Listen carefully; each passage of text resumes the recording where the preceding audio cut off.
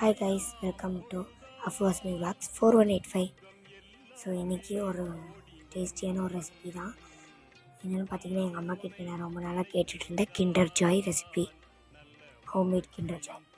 அதுக்கு முதல்ல நான் 10 ருபீஸ் மில்க் பவுடர் எடுத்திருக்கேன், 4 ருபீஸ், 5 ருபீஸ் 4 டைரி மில்க் 4 மஞ்சள் எடுத்திருக்கேன், 2 10 ருபீஸ் டைரி மில்க் எடுத்திருக்கேன்.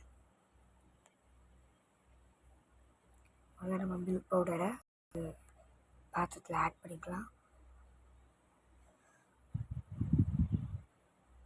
மில்க் பவுடர் கொஞ்சமாக போட்டாலே போதும்.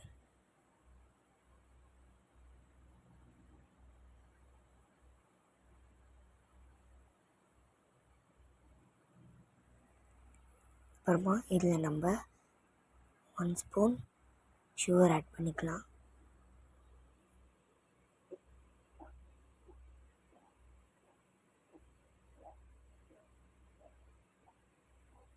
மில்க் பவுடர்லேயே நம்மளுக்கு நிறைய சுகர் இருக்கும், அதனால நான் அந்த 1 ஸ்பூன்லேயே ஹாஃப் போட்டுக்கிறேன். இப்போ நம்ம பாயில் பண்ணி ஆற வச்ச மில்க் கொஞ்சோண்டு ஆட் பண்ணிக்கலாம்.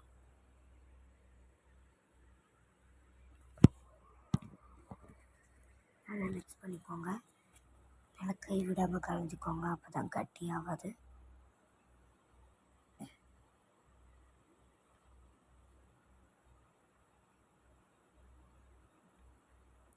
நம்ம நல்லா மிக்ஸ் பண்ண கட்டி கட்டியாக இந்த மில்க் பவுடர் ஃபார்ம் ஆகும், பட் நீங்கள் நல்லா கலந்து விட்டுக்கோங்க.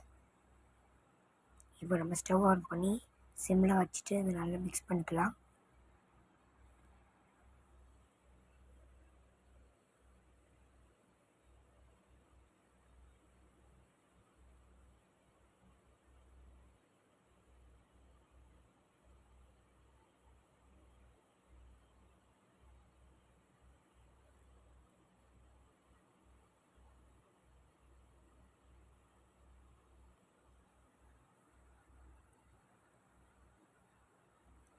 நல்லா கொஞ்சம் திக்காக வரணும், ரொம்ப தண்ணியாகிடக்கூடாது, ரொம்ப கட்டியாகிடக்கூடாது, மீடியமாக திக்காக இருக்கணும்.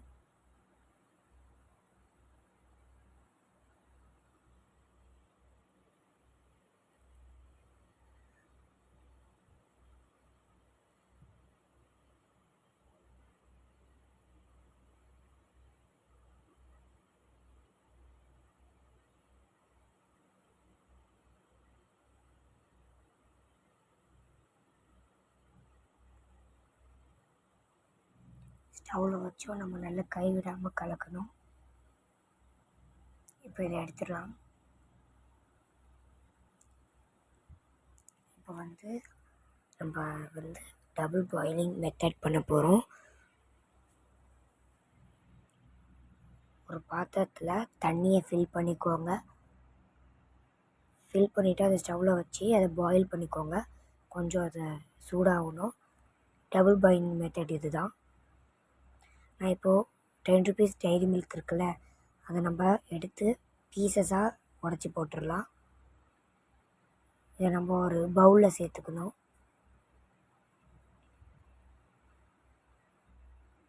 அப்போ தான் நம்மளுக்கு மெல்ட் ஆகிறதுக்கு ஈஸியாக இருக்கும், உடச்சி போட்டால் தான்.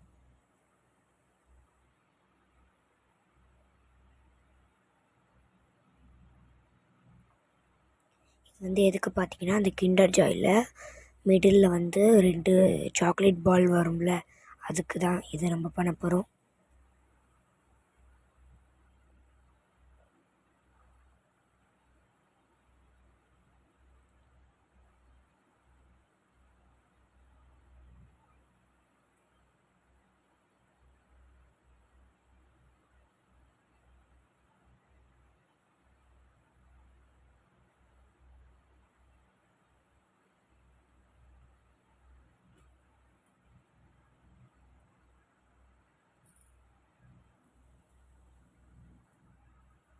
இப்போ நம்ம 5 ருபீஸ் மஞ்சை நல்லா க்ரஷ் பண்ணி வச்சுக்கலாம்.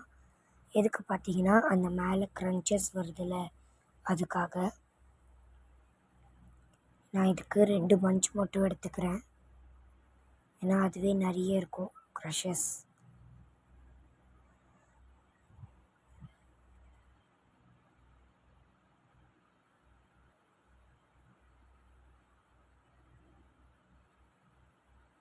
இப்போ நம்ம அந்த வாட்டர் வந்து நல்லா சூடாக இருக்கும். இப்போ நம்ம வந்து உடச்சி வச்ச டைரி மில்க்கை அது மேலே சேர்த்துக்கலாம். அந்த பவுல் அந்த வாட்டர் மேலே போட்டுருங்க. வைங்க.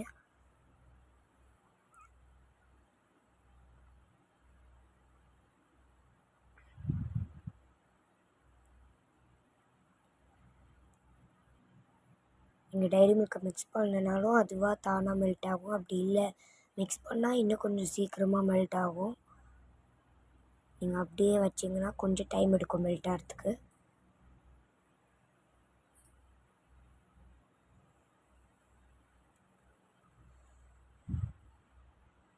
இப்படி நல்லா அதை பரப்பி விட்டிங்கன்னா மெல்ட் ஆகிறதுக்கு ஈஸியாக இருக்கும்.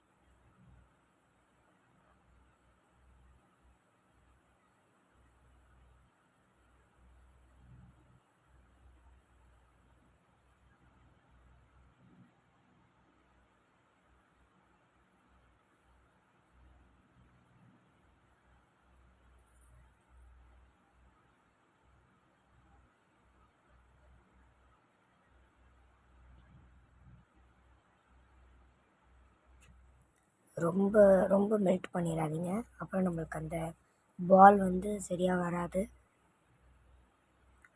கொஞ்சம் மெல்ட் ஆனாலே போதும், எடுத்துடலாம் நம்ம.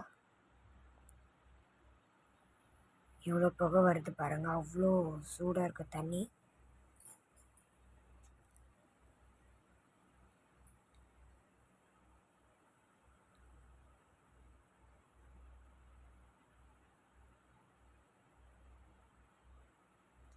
இது நம்மளுக்கு கரெக்டான கன்சிஸ்டன்சி.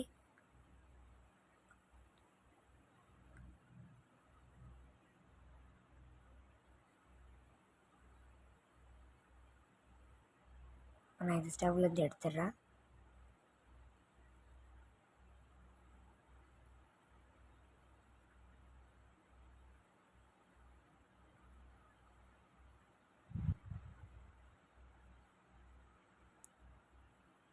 இப்போ இதை நல்லா மிக்ஸ் பண்ணுங்கள். இதை நான் இப்போ மிக்ஸ் பண்ணும்போது எனக்கு கொஞ்சம் கட்டியாகவும் கொஞ்சம் தூளாகவும் வந்துருச்சு பாருங்கள், உங்களுக்கே தெரியும். இப்படி வந்தால் கூட ஒரு பிரச்சனையும் இல்லை. இப்படி வந்தாலும் நம்மளுக்கு ஈஸியாக இருக்கும் பால் மேக் பண்ணுறதுக்கு.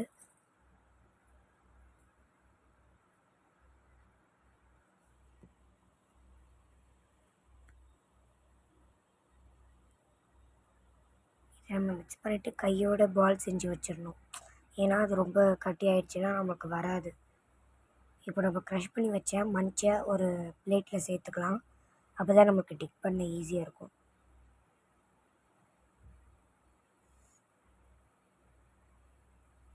ஒரு மஞ்சே எவ்வளோ நிறைய க்ரஷஸ் வந்துருக்கு பாருங்கள்.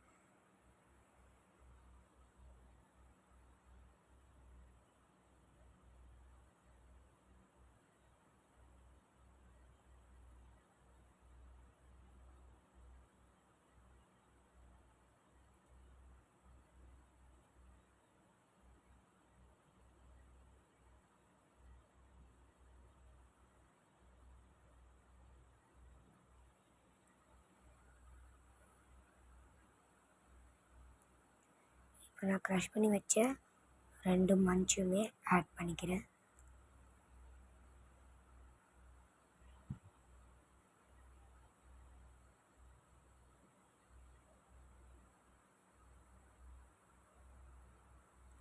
இப்போ நான் இந்த டைரி மில்க்கை கையால் நல்லா பிசைஞ்சு இதில் நம்ம 4 பால்ஸ் வர மாதிரி நான் வந்து உருண்டை பிடிச்சி வச்சுக்கிறேன்.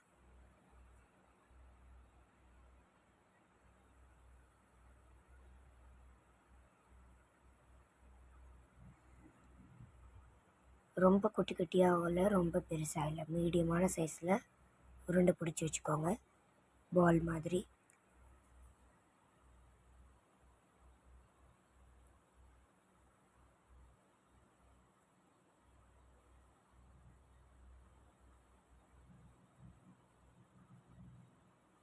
நான் ஏன் இந்த மஞ்ச் க்ரஷஸ் வந்து இந்த டைரி மில்கில் போட்டேன்னு பார்த்தீங்கன்னா, கொஞ்சம் அது இன்னும் கொஞ்சம் கொஞ்சம் க்ரன்ச்சியாக இருக்கும். மேலேயும் க்ரன்ச்சி, இன்சைட்லேயும் க்ரன்ச்சினா செம்மையாக இருக்கும். அதனால தான் நான் டைரி மில்க்லேயும் ஆட் பண்ணேன்.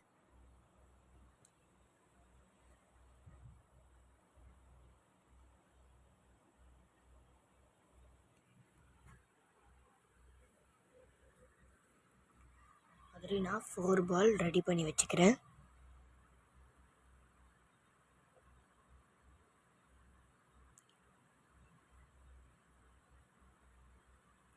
இப்போ நெக்ஸ்ட் மெத்தட் என்ன அப்படின்னு பார்த்தீங்கன்னா, நம்ம இந்த பால்ஸை வந்து இந்த மஞ்சோட க்ரஷஸில் டிப் பண்ணி அதை எடுத்து வச்சுக்கலாம்.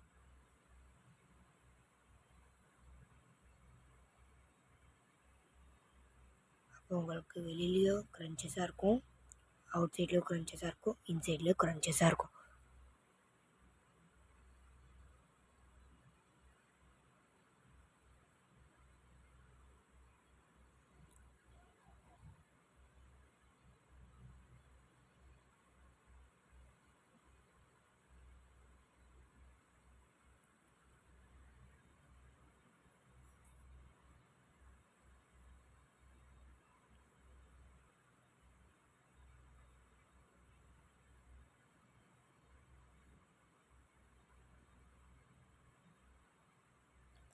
இந்த மாதிரி நான் 4 பாலையும் நல்லா டிப் பண்ணி வச்சுட்டேன்.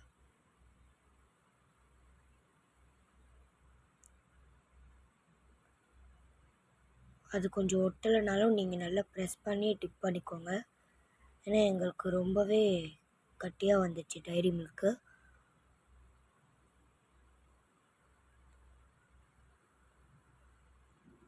எங்களுக்கு நாங்கள் டிப் பண்ணியுமே ரிமைனிங் நிறைய மஞ்ச் க்ரஷஸ் இருந்தது.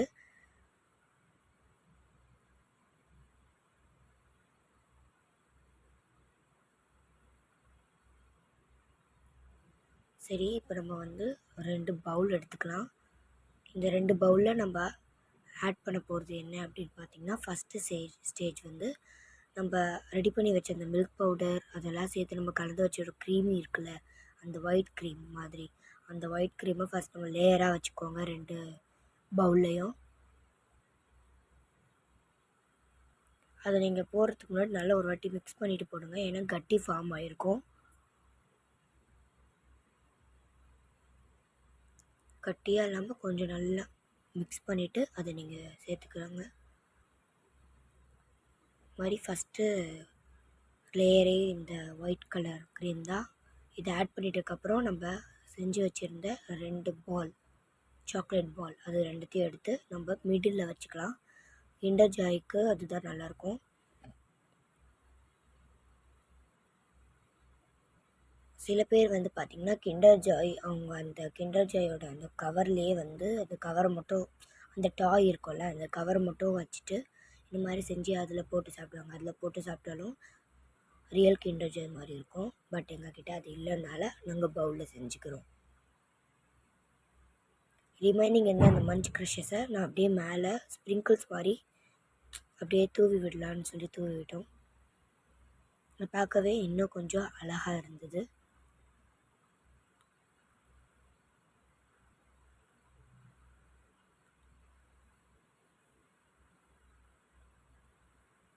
இது கிட்ஸுக்கு ரொம்ப பிடிச்ச ரெசிபி. நீங்கள் வெளியில் வாங்கி கொடுக்குறத விட இந்த மாதிரி வீட்டில் செஞ்சு கொடுங்க.